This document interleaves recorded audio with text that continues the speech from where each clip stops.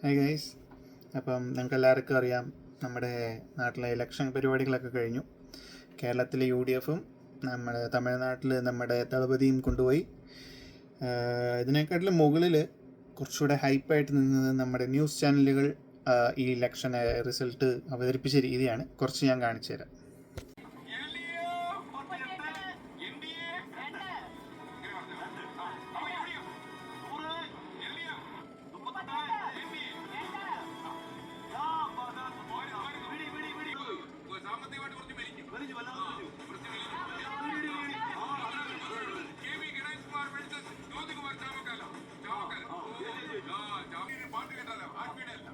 നമുക്ക് പാടാൻ അറിയാവുന്ന ഒരാളുണ്ട്. പാടാം.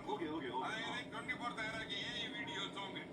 കേരളം തൂക്കി കേരളം തൂക്കി കേരളം തൂക്കി കേരളം തൂക്കി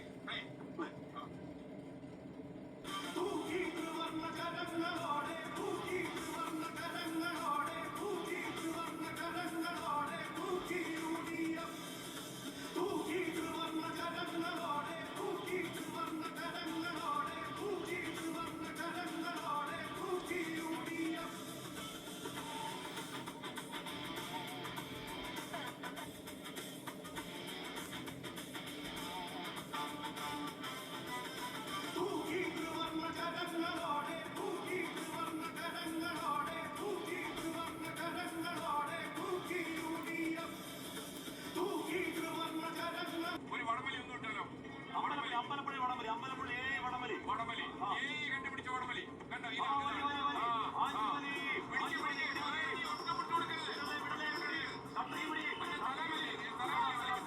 മരിച്ചോട് കാര്യം പിടിക്കരുത്.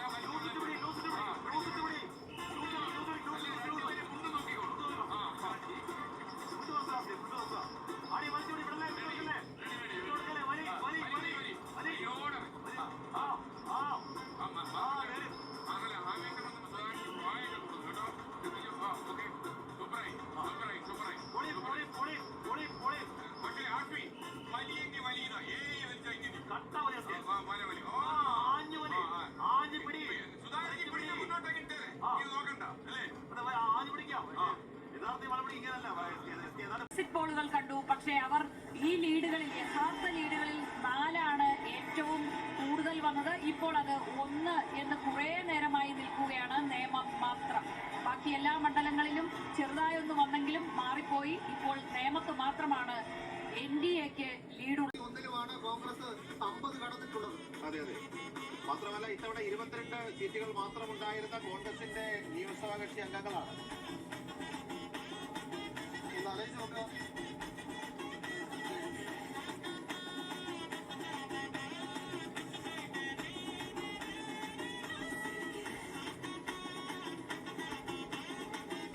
മുഖ്യമന്ത്രി ആരാകുമെന്നുള്ള തർക്കമൊക്കെ അവിടെ നിൽക്കട്ടെ. പക്ഷേ ഈ വിജയത്തിന്റെ ക്രെഡിറ്റ് ഇവർക്കെല്ലാം പോലും തൃക്കാക്കരയിൽ UDF വിജയം ഉറപ്പിച്ചു കഴിഞ്ഞു. അവിടെ ഉമാ തോമസിന്റെ വിജയത്തിന്റെ ആഘോഷം തുടങ്ങിക്കഴിഞ്ഞു. തൃക്കാക്കരയിൽ UDF.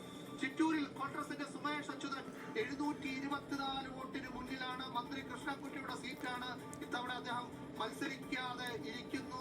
പക്ഷേ ആ മണ്ഡലം സുമേഷ് അച്യുതൻ 94 വോട്ടിന്റെ ലീഡാണ് രമേശ് ചെന്നിത്തലയ്ക്കുള്ളത്. കഴിഞ്ഞ തവണ ഇത് 1329 ആയിരുന്നു. മണലൂരിൽ TN പ്രതാപനാണ് മുന്നിൽ. വാമനപുരത്ത് ഉല്ലാസ് കൗർ 1678 വോട്ടിന് ലീഡ് തുടരുന്നു. വാമനപുരത്ത് 3 റൗണ്ട് കഴിഞ്ഞു. സുധീർ ഷായുടെ നേതൃത്വത്തിൽ